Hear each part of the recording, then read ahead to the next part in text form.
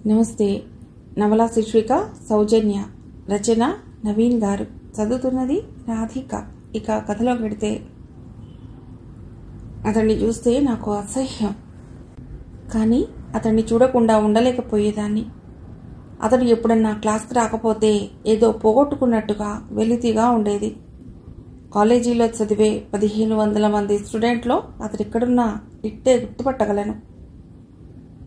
ఆడదానిలా long hair, Hollywood సినిమాల్లో కనిపించే కౌబాయ్లా side burns, Lenin లాగా చిన్న గడ్డం, గాంధీ కళ్ళజోడు, టైట్ ప్యాంటు మీద రాజేష్ ఖన్నా లాల్చి, చేతిలో భగవద్గీత.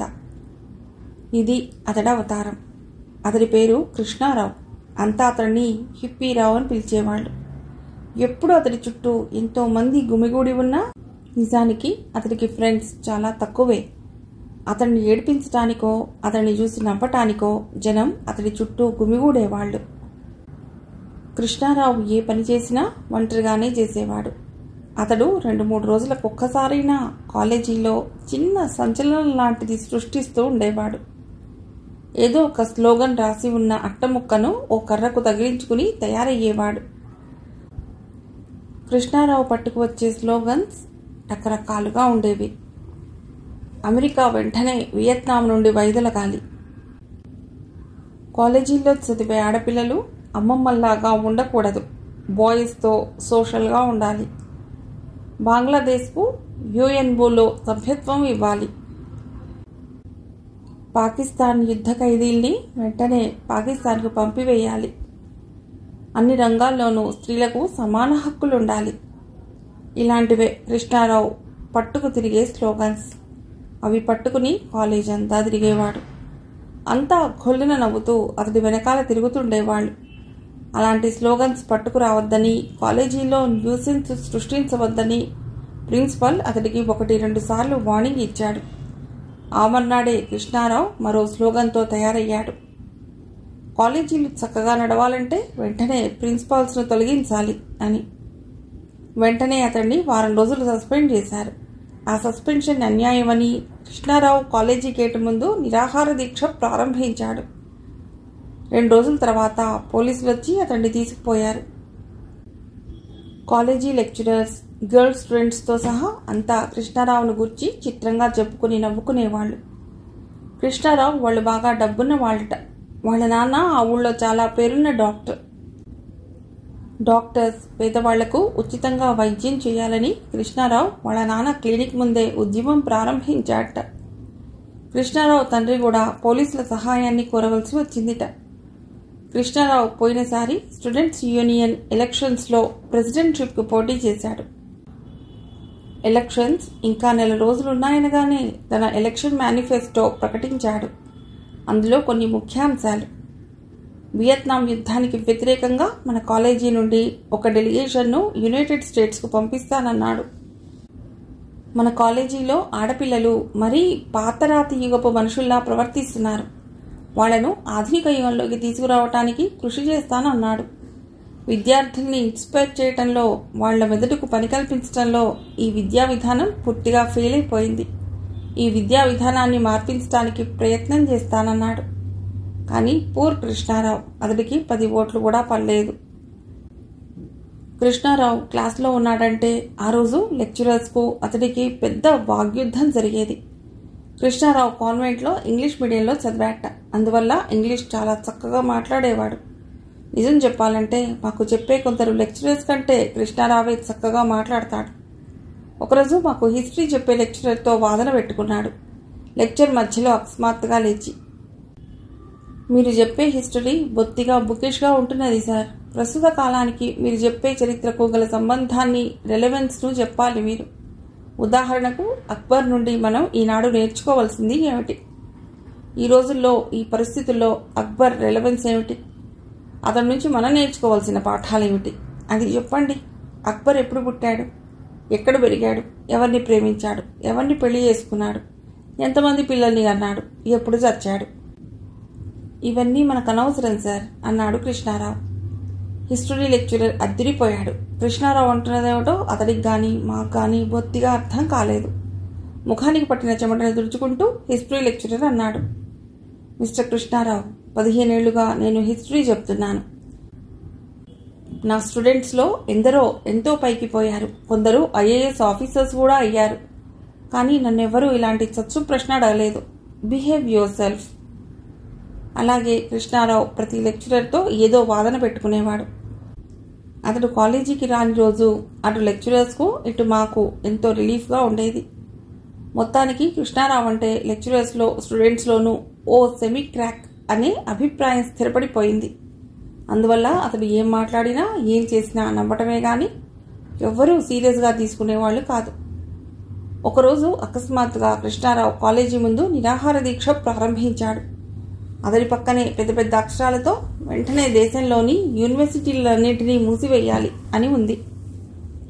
పత్రికా విలేకరులు వచ్చి ఎందుకు అని అడిగితే కృష్ణారావు ఇచ్చిన సమాధానం, దేశంలోని యువతరాన్ని ఈ యూనివర్సిటీలు పూర్తిగా నాశనం చేస్తున్నాయి. వాళ్ల వెన్నెముకలు విరగ్గొట్టి వాళ్లను నిర్వీర్యులుగా తయారు చేస్తున్నాయి. ఏ ఆదర్శము ఏ లక్ష్యము లేని పశుప్రాయులుగా మార్చేస్తున్నాయి. రేపు వాళ్లను క్లర్క్లుగానో టీచర్స్గానో డాక్టర్స్గానో ఇంజనీర్స్గానో చేసి స్వార్థపరులుగా నీచులుగా దొంగలుగా దగాకోర్లుగా మార్చేస్తున్నాయి. 2-3 రోజుల తర్వాత కృష్ణారావే తన నిరాహార దీక్ష విరమించుకున్నాడు. మా లేడీస్ రూమ్లో ప్రతిరోజు కృష్ణారావును గురించి మాట్లాడుకునేవాళ్లం. అతడు చేసే పనుల్ని కోరింతలు కొండంతలుగా చెప్పుకుని నవ్వుకునేవాళ్లం. ఒకరోజు కృష్ణారావు కారణంగా మా లేడీస్ రూమ్లో ఒక విచిత్రమైన సంఘటన జరిగింది. ఇంకా బెల్ కాలేదు. మేమంతా రూమ్లో కూర్చుని ఏవో కబుర్లు చెప్పుకుంటూ నవ్వుకుంటున్నాం. ఇంతలో ఉరుము మెరుపు లేకుండా పిడుగుపడ్డట్టు కృష్ణారావు మా రూమ్లోకి ఊడిపడ్డాడు. అందరము మాట్లాడటం ఆపేసి అతడికేసి కళ్ళప్పగించి చూస్తున్నాం. అతడు అందరినీ ఓసారి కలియ చూసి అన్నాడు, నాకిప్పుడు వెంటనే ఓ యంగ్ గర్ల్తో అవసరం వచ్చింది. మీలో ఎవరన్నా? అందరి గుండెలు స్తంభించిపోయాయి. ఎవరి మొహాల్లో కూడా నెత్తులు చుక్కలేదు. అతడు ఎంతకైనా తెగిస్తాడని మాకు తెలుసు. ఏ మిస్టర్, ఏమిటి వాగుతున్నావు? ఫస్ట్ గెట్ అవుట్, లేకపోతే ప్రిన్సిపాల్ను అన్నాను నేను. అతడు క్షణంసేపు నా కళ్ళలోకి సూటిగా చూశాడు. ఎందుకు మిస్ అంత కోపగించుకుంటారు? నేను రేపు మన కాలేజీలో జరగబోయే డ్రామా పోటీలో ఆడవేషం వేద్దాం అనుకుంటున్నాను. నాకు సరిపోయే చీర జాకెట్టు కావాలి.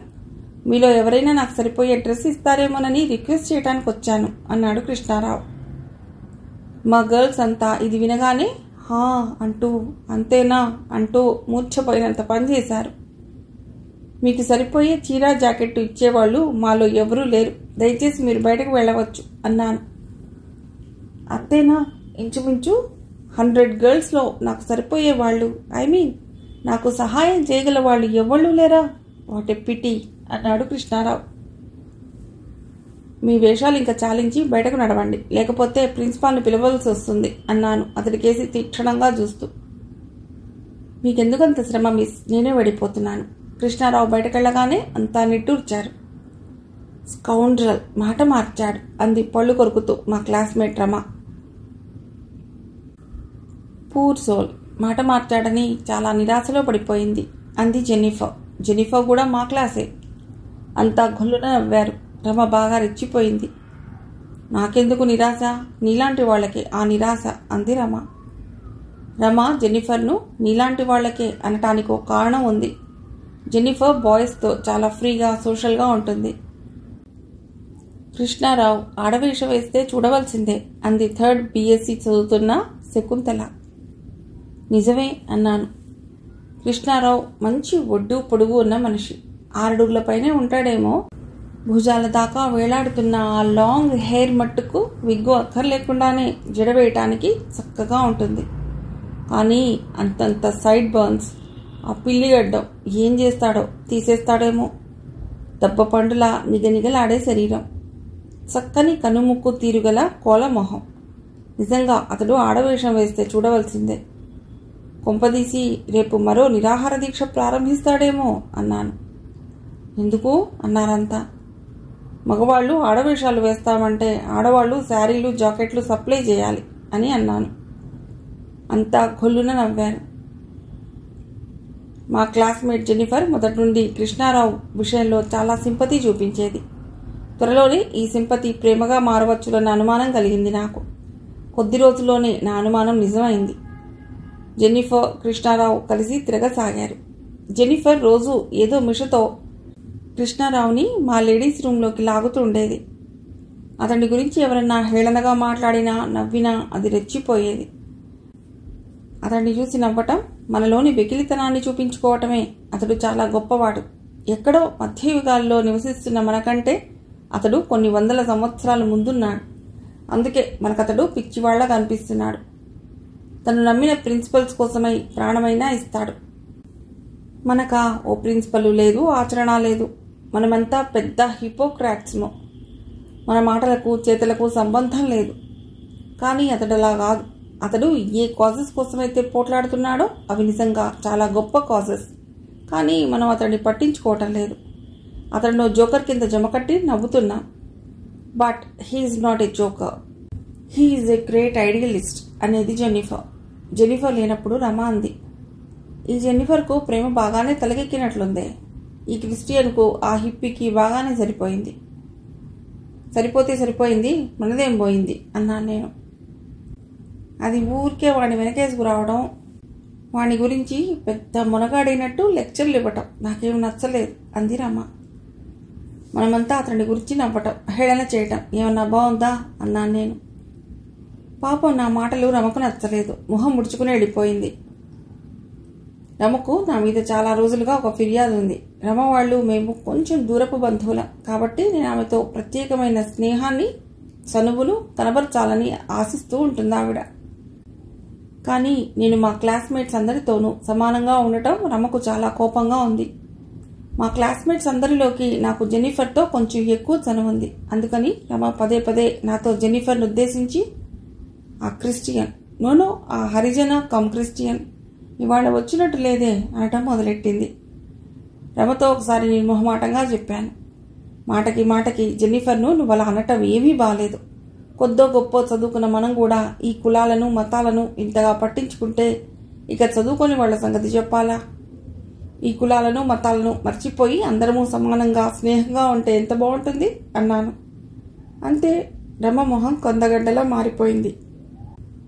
అవును, నీకు నాకంటే అదే ఎక్కువ. అయిన దానివని నీతో చనువుగా ఉండటం, నీకేదో చెప్పబోవటం నాదే బుద్ధి తక్కువ అంది రమ. ఎంతో సామాన్య విషయాలు అనుకున్నవి కూడా రమ లాంటి వాళ్ళు ఎందుకు గుర్తించలేకపోతారో అర్థం కాదు. ఒకరోజు లేడీస్ రూమ్లో నేను జెన్నిఫర్ తప్ప ఎవరూ లేరు. ఏవో కబుర్లు చెప్పుకుంటున్నాం. అకస్మాత్తుగా జెన్నిఫర్ కృష్ణారావు ప్రస్తావన తెచ్చింది. నువ్వంటే అతడికి చాలా ఇష్టం అంది జెన్నిఫర్. కొంతసేపటి వరకు అది ఏమందో నాకు అర్థం కాలేదు. గుండెలెందుకో వేగంగా కొట్టుకున్నాయి. ఎతనికే అన్నాను నాలో కలిగిన తడబాటును కప్పిపుచ్చుకుంటూ. మన హిప్పీరావుకు అంది జెన్నిఫర్. ఇదేప్పటి నుండి? అతడు ఎంతోమంది స్త్రీలను చూశాట, కానీ నీ అంత అందమైన స్త్రీని ఎక్కడా చూడలేదుట. కేవలం అందం ఒక్కటే కాదు, నీలో ఇంకేదో మాటల్లో చెప్పలేని ఔన్నత్యాన్ని, ప్రత్యేకతను. నేను జెన్నిఫర్ మాటలిక వినిపించుకోలేదు. దాన్ని బాగా ఏడిపించాలనిపించింది. అయితే మీ హిప్పీరావుకో సంగతి చెప్పు. అతడంత వికారంగా, అసహ్యంగా ఉండే మానవుణ్ణి నేనెక్కడా చూడలేదని చెప్పు అన్నాను దురుసుగా. ఎందుకు అమాయకంగా అడిగింది అది. ఎందుకా? ఆడదానిలా భుజాల దాకా వేలాడుతున్న ఆ జుట్టు, సినిమాల్లో విలన్కులాగా ఆ సైడ్ బర్న్స్, ఆ పిల్లిగడ్డం, ముసలాడిలా ఆ కళ్ళద్దాలు, ఆడదానిలా ఆ జాకెట్. చచ్చ, అతన్ని చూస్తేనే అసహ్యం నాకు. ఆడ మగ కాని వికృతమైన వేషం అన్నాను కసిగా. పోనీలేవే, అతడికి ఎందుకో నువ్వంటే విపరీతమైన అడ్మిరేషన్ ఏర్పడింది. నువ్వంటే పడి చస్తాడు. ఆ రోజు అతడు డ్రెస్ అడగటానికి మన రూమ్కి వచ్చాడు చూడు, ఆ రోజు నుండి నిన్ను పూజిస్తున్నాడంటే నమ్ము అంది జెన్నిఫర్. నాకు చిర్రెత్తుకొచ్చింది. Let him go to hell. ఎంతమందిని పూజిస్తాట? జనమంతా అతడు ప్రస్తుతం నిన్ను పూజిస్తున్నాడని చెప్పుకుంటున్నారు అన్నాను. ఒక్క మాట నమ్ముతావా సౌజన్య?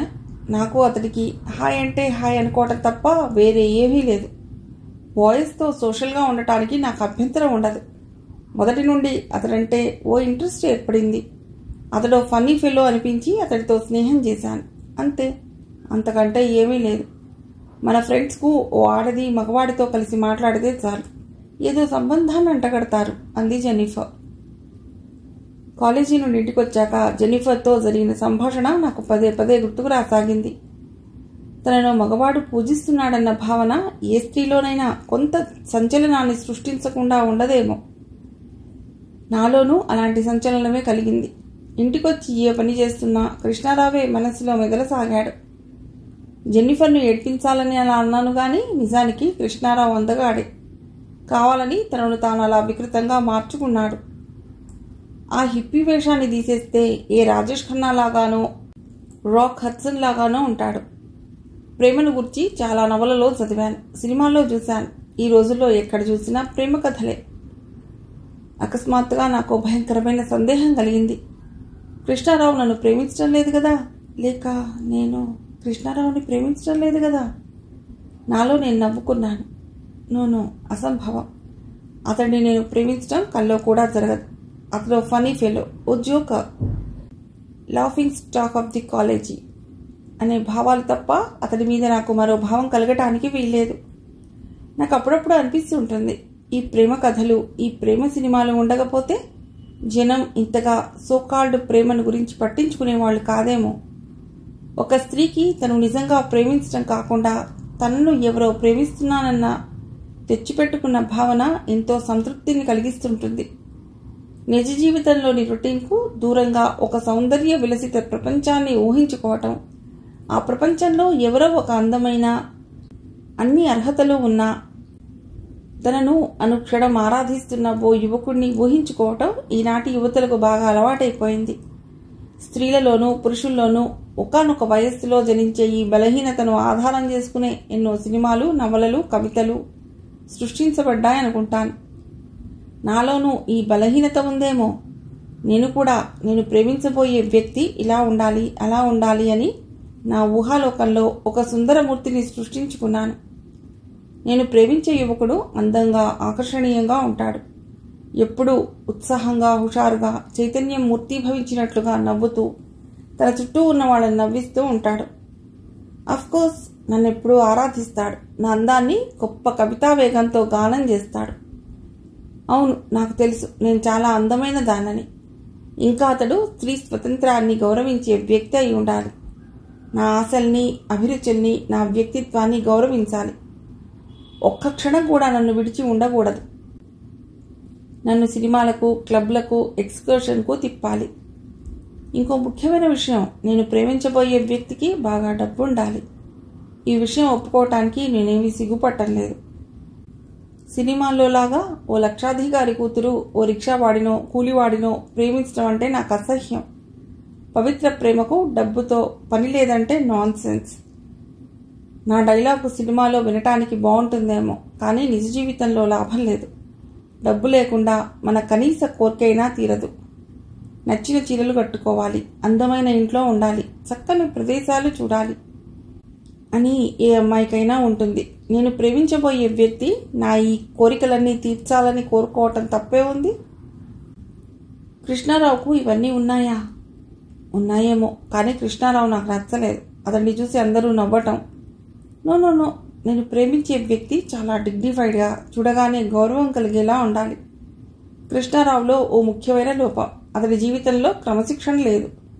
గుడ్డిగా పాశ్చాత్య దేశాల్లోని హిప్పీలను అనుకరిస్తాడు. మనలోని నిజమైన వ్యక్తిత్వాన్ని వదిలేసి ఎవరినైనా అనుకరించే వాళ్ళంటే నాకు పరమ అసహ్యం. అతడి రూపం, ఆ చేష్టలు, అతన్ని చూసి అందరూ ఎప్పుడు నవ్వుతుండటం. లేదు, నేను అతన్ని ప్రేమించడం ఈ జన్మలో జరగదు.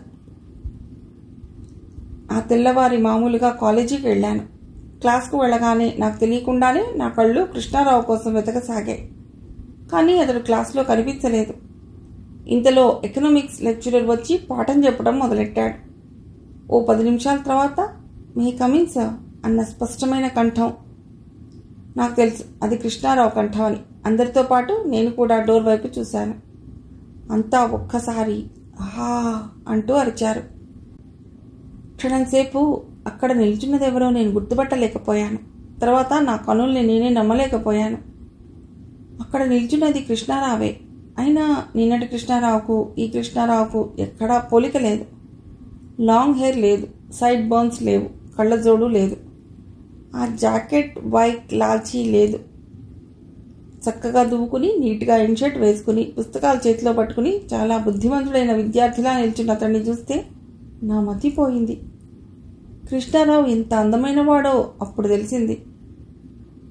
What, is it Krishnarao or somebody else అన్నాడు లెక్చరర్. అంతా నవ్వారు. ప్లీజ్ కమిన్ అన్నాక కృష్ణారావు వచ్చి లోపల కూర్చున్నాడు. లెక్చరర్ మళ్ళీ తన పాఠం మొదలెట్టాడు. కానీ ఎవ్వరూ ఆయన చెప్పేది వినిపించుకోవటం లేదు. నా గుండెలు అతి వేగంగా కొట్టుకుంటున్నాయి. నిన్న నేను జెన్నిఫర్ని ఏడిపించాలని అన్న మాటలు ఇతన్ని ఇంత మార్చేశాయా? నా మాటల కారణంగా అతడిలో వచ్చిన ఆ మార్పు నాకు అతడికి ఏదో అనుబంధాన్ని సృష్టించిందనిపించింది. అతడు నా మీద ఏదో అధికారాన్ని, హక్కును పొందినట్టు ఫీల్ అయ్యాను. నా పక్కనే కూర్చున్న జెన్నిఫర్ నోట్బుక్ మీద హౌ స్వీట్ అని రాసి నాకు చూపించింది. నాకు వెంటనే జెన్నిఫర్ మీద కోపం వచ్చింది. ఇదంతా దీని కారణంగానే. నిన్న నేను జెన్నిఫర్తో అలా వాగినందుకు నన్ను నేను తిట్టుకున్నాను. నా ఊహలు పిచ్చిగా పరిగెత్తసాగాయి. ఇదంతా ఎటుదారి తీస్తుంది? అతడు ఇలాగే నా వెంటపడి నన్ను వేధిస్తాడా? అంతా నాకు అతడికి ఏదో సంబంధం ఉందని గుసగుసలు మొదలెడతారా? ఇదంతా జరిగితే నేను కాలేజీలో తలెత్తుకుని తిరగలనా? కృష్ణారావు నాకేసి చూస్తున్నాడని నాకు తెలుసు. ఎంత చూడకూడదనుకున్నా అతడి కేసు చూడకుండా ఉండలేకపోయాను. క్షణంసేపు మా కళ్ళు కలుసుకున్నాయి. చూసావా, నీకోసం నేనెంత మారిపోయానో అన్న భావాన్ని చదువుకున్నాను అతడి కళ్ళల్లో. ఎందుకో పూర్వంలా అతడి కేసి నిర్వికారంగా చూడలేకపోతున్నాను. మరోసారి అతడి కేసి చూడాలంటే భయం వేసింది. కానీ ప్రతి క్షణం అతడి చూపుల్ని నా మీద ఫీల్ అవుతున్నాను. ముళ్ళ మీద కూర్చున్నట్టుగా కూర్చున్నాను. ఇంతలో బెల్లు కొట్టారు. లెక్చరర్ పాఠం ముగించి బయటకు వెళ్ళిపోయాడు.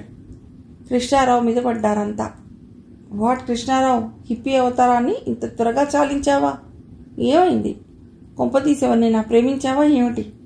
ఆ ప్రేయసి ఆ హిప్పీ అవతారం బాలేదు, తీసేయమని సలహా ఇచ్చిందా? చట్, నువ్వు ఇలా మాట ఏమీ బాగలేదు అని అరుస్తున్నారంతా. నెక్స్ట్ పీరియడ్కు వెళ్ళకూడదనుకున్నాను. కానీ నన్ను ప్రతి క్షణం గమనించే మా గర్ల్స్ నేను తర్వాతి పీరియడ్కి రాకపోవటానికి కృష్ణారావులోని మార్పుకు సంబంధాన్ని పసిగడితే పెద్ద స్కాండల్కు దారి తీయవచ్చు. ఎలాగో తర్వాత పీరియడ్స్ కూడా అటెండ్ అయ్యాను. ఇంటర్వ్యూలో జెన్నిఫర్ ఒంటరిగా దొరకగానే దాన్ని దులిపేశాను. ఇక్కడి మాటలు అక్కడ, అక్కడి మాటలు ఇక్కడ చెప్పడానికి సిగ్గులేదే. ఏదో క్యాజువల్గా అన్న మాటను అతడికి చెప్తావా? అసలు నీతో మాట్లాడటమే పొరపాటైంది అన్నాను. మై డియర్ సౌజన్య, ఎందుకంత అఫెండ్ అవుతావే? నిన్న కలిసినప్పుడు నీ హిప్పీ వేషం అంటే ఆవిడకు అసహ్యం అన్నాను. అతడు వెంటనే మంగళి షాప్కి పరిగెత్తుతాడని నేను అనుకున్నానా? అంది జెన్నిఫర్ కొంటెగా నవ్వుతూ. నీ వెధవేషాలు చాలించు, సీరియస్గా చెప్తున్నాను. ఇక నుండి అతడి గురించి నాకేమైనా చెప్పినా, లేక నా గురించి అతడికి ఏమైనా చెప్పినా నీ మర్యాద దక్కదు. నా కోపం నీకు తెలీదు. నిన్ను నీ హిప్పీ ఫ్రెండ్ అంతం చూస్తాను. నా కంఠంలోని కఠినత్వానికి జెన్నిఫర్ క్షణంసేపు నివ్వెరపోయింది. ఆల్ రైట్, మధ్య నాకెందుకు అంది జెన్నిఫర్. నేను అలా అనటం బొట్టి బెదిరింపు మాత్రమే కాదు. మా నాన్నకు ఆ ఊళ్ళో చాలా పలుకుబడి ఉంది. ఆ ఊళ్ళో చాలా పేరున్న సీనియర్ అడ్వకేట్లలో మా నాన్నగారు ఒకరు. మా కాలేజీ ప్రిన్సిపల్కు మా నాన్నగారికి మంచి స్నేహం కూడా ఉంది. ఆ రోజు నుండి 2-3 రోజుల దాకా జెన్నిఫర్ నాతో మాట్లాడలేదు. కృష్ణారావు అలా అకస్మాత్తుగా వేషం మార్చడానికి కారణం నేనని ఎవరికైనా తెలుస్తుందేమో. మా ఇద్దరిని గురించిన స్కాండల్ ఏదన్నా కాలేజీలో ప్రచారం అవుతుందేమో. మా ఇద్దరి పేర్లు కాలేజీ గోడల మీదకి ఎక్కుతాయేమో. ఇలాంటి సందేహాలతో వణికిపోయాను. కానీ అలాంటిదేమీ జరగలేదు. కృష్ణారావును ఎంతమంది అడిగినా జస్ట్ ఫర్ ఏ చేంజ్ అని జవాబు చెప్పాట. ఎంత వద్దనుకున్నా అతడి గురించి ఆలోచించకుండా ఉండలేకపోయేదాన్ని. అతడిలాగే నా వెంటబడితే ఏం చేయాలి? ప్రిన్సిపల్కు రిపోర్ట్ ఇచ్చి కాలేజీ నుండి సస్పెండ్ చేయించాలా? అప్పుడప్పుడు జెన్నిఫర్ని అతడి విషయం అడగాలనిపించేది. నా గురించి ఇంకా ఏమన్నాడు? అతడు ఏం చేస్తుంటాడు? నిజానికి అతడు ఎలాంటివాడు? మొదలైన విషయాలు అడగాలనిపించేది. కానీ జెన్నిఫర్తో అంత కఠినంగా మాట్లాడి మళ్ళీ నేనే ఆ విషయం ప్రస్తావించడం చాలా చిన్నతనం అనిపించింది. దానంతట అదే అతడి విషయం చెప్తే బాగుండని అనిపించేది. అతడు ఎప్పుడైనా నన్ను చూస్తే చాలు ఇంతింత కనులు చేసుకుని ఏదో అపూర్వమైన ఆవేశంతో చూసేవాడు. అతన్ని చూసినప్పుడల్లా నాలో ఏదో విచిత్రమైన అనుభూతి కలిగేది. అప్పుడప్పుడు నా గుండెలు ఒక విషయాన్ని ఊహించుకుని వణికిపోతుండేవి. కొంపదీసి అతడు నాకు ప్రేమలేఖ లాంటిది రాయడు కదా. అతడు నిజంగా అంత సాహసం చేస్తే నేనేం చేయాలి? మా ఇంటికి పోస్ట్ మ్యాన్ వచ్చినప్పుడల్లా వణికిపోయేదాన్ని. అతడికి మా ఇంటి అడ్రస్ తెలుసా? అతడు తెలుసుకోదలుచుకుంటే అదెంత పని? లేక కాలేజీ అడ్రస్కే రాస్తాడేమో, లేక ఏ ఫైన్ మార్నింగో జెన్నిఫర్తో పంపించినా పంపిస్తాడు. ఓ 10 రోజులు ఇలాంటిదేదో జరుగుతుందని పిచ్చిగా ఎదురు చూశాను. కానీ కృష్ణారావు అలాంటి పని చేయలేదు. ఎందుకో గాని నేను అనుకున్నట్టు జరగకపోవడం నన్ను చాలా నిరుత్సాహపరిచింది. ప్రతి మనిషిలోనూ నిరంతరం 2 విరుద్ధ శక్తులు పరస్పరం సంఘర్షించుకుంటాయనుకుంటాను. కృష్ణారావు నాకు ప్రేమలేఖ రాస్తాడని ఏ క్షణంలో అనుకున్నానో ఆ క్షణం నుండి నాలో అలాంటి సంఘర్షణ ప్రారంభమైంది. అతడు రాయలేకపోతే మంచిదని ఒకవైపు, కానీ రాయటం లేదేననే నిరుత్సాహం. అతడు రాస్తే లేనిపోని గొడవ, పెద్ద స్కాండల్. కానీ నిజంగా రాస్తే ఏదో థ్రిల్, ఏదో ఎక్సైట్మెంట్. కానీ అతడు రాయలేదు. ఏదో పోగొట్టుకున్నానన్న బాధ, దిగులు. నిజంగా మానవ ప్రకృతి చాలా విచిత్రమైంది. రోజులు గడుస్తున్నాయి. కృష్ణారావులో చాలా మార్పు వచ్చింది. పూర్వంలాగా మాట మాటకు స్లోగన్స్ పట్టుకు తిరగటం, నిరాహార దీక్షలు మానేశాడు. క్లాసులో కూడా పూర్వంలా లెక్చరర్స్తో వాదించడం మానేసి చాలా బుద్ధిగా కూర్చుంటున్నాడు. చాలామంది మా క్లాస్మేట్స్, మిగతా స్టూడెంట్స్ అతడిని మళ్ళీ పూర్వపు కృష్ణారావుని చేసే ప్రయత్నం చేశారు. కానీ అతడు చెల్లించలేదు. అంతటితో జనం అతడిని వదిలేశారు. పూర్వంలా అతడి చుట్టూ గుమిగూడటం కానీ, నవ్వటం కానీ, అతడి మీద జూక్స్ వేయటం కానీ పూర్తిగా తగ్గిపోయింది. మా లేడీస్ రూమ్లో కూడా అతన్ని గూర్చిన చర్చ చాలా వరకు తగ్గిపోయింది. ఇలా ఉండగా మా కాలేజీలో ఒక విచిత్రమైన సంఘటన జరిగింది. మా టౌన్లో ఉండే లేడీస్ క్లబ్ వాళ్ళు మా కాలేజీలో ఒక వక్తృత్వపు పోటీ నిర్వహించాలని తలపెట్టారు. ఆ లేడీస్ క్లబ్ సెక్రటరీ అప్పుడప్పుడు మా ఇంటికి వస్తుంటుంది. ఒకసారి ఈ పోటీ గురించి ఆవిడ గారు నాతో చెప్పింది. మా లేడీస్ క్లబ్ వార్షికోత్సవం సందర్భంగా మీ కాలేజీలో ఒక డిబేట్ లాంటిది పెట్టాలని నిర్ణయించాం. బాయ్స్, గర్ల్స్ ఎవరైనా మాట్లాడొచ్చు. అయితే గర్ల్స్ ఎక్కువ సంఖ్యలో పాల్గొంటే మేము చాలా సంతోషిస్తాము. మంచి ప్రైజెస్ ఇవ్వబోతున్నాం. ఈ పోటీలో చాలామంది గర్ల్స్ పాల్గొనేలా చూడాలమ్మాయి. ఆ రోజు ఆ క్లబ్ ప్రెసిడెంట్, కలెక్టర్ గారి భార్య మీ కాలేజీకి వస్తుంది. అసలు నువ్వే ఎందుకు మాట్లాడకూడదు అంది ఆమె.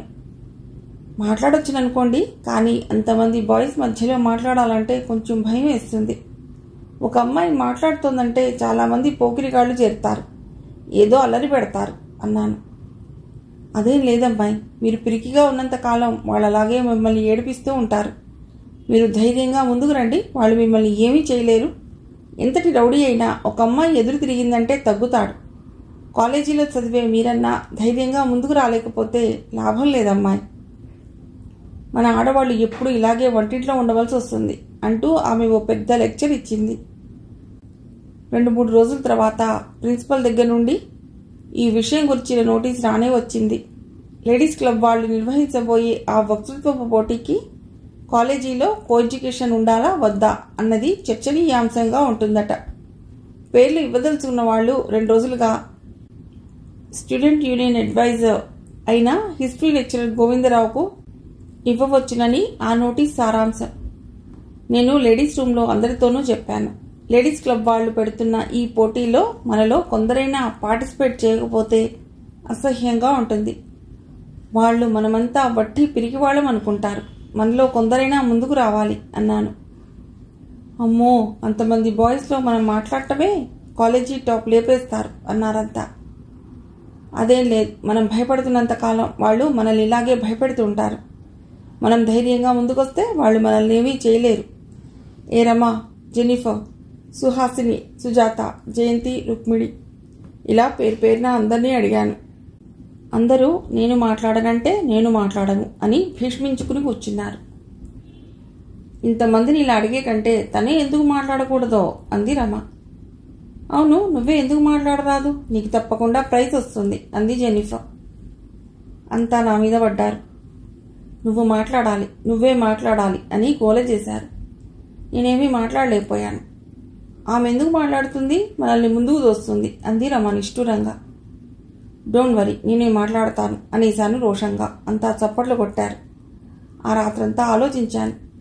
ఏదో ఆవేశంలో పేరిచ్చానే కానీ ఆ పోటీలో పాల్గొనాలంటే ఎంత గౌలవుతుందో ఊహిస్తే భయంతో వణికిపోయాను. నిజానికి నేను డిబేట్స్లో పాల్గొనటం కొత్తేమీ కాదు. నేను కాన్వెంట్లో చదువుకునే రోజుల్లో ఇలాంటి పోటీల్లో పాల్గొనటం చాలా ప్రైజెస్ గెలుచుకోవటం కూడా జరిగింది. నాకు స్టేజీ ఫియర్ కూడా ఏమీ లేదు. స్టేజీ ఎక్కి ధైర్యంగా నేను చెప్పదలుచుకున్నది చెప్పేయగలను. కానీ ఈ కాలేజీకి వచ్చినప్పటి నుండి స్టేజీ ఎక్కి ఉపన్యాసం ఇచ్చే అవకాశమే కలగలేదు. అందువల్ల మాట్లాడాలని నాలోని సహజమైన ఉత్సాహాన్ని అణుచుకున్నాను. ఇప్పుడు అవకాశం వచ్చింది. ఈ అవకాశాన్ని వదులుకోవద్దని నాలో ఒక వైపున్న నేనే బతిమాలుకుంటున్నాను. కానీ కాలేజీలో ఒక అమ్మాయి స్టేజీ ఎక్కి ఉపన్యాసం ఇవ్వబోతున్నదంటే అది పెద్ద న్యూస్ అవుతుంది. చాలామంది పోకిరి వాళ్ళు పనిగట్టుకుని వస్తారు, పెద్ద అల్లరి చేస్తారు. అదో పెద్ద రభస అవుతుంది. ఇప్పుడేం చేయాలి? మా నాన్నగారి సలహా అడుగుదాం అనుకున్నాను. ఆయన వెంటనే వద్దంటాడు.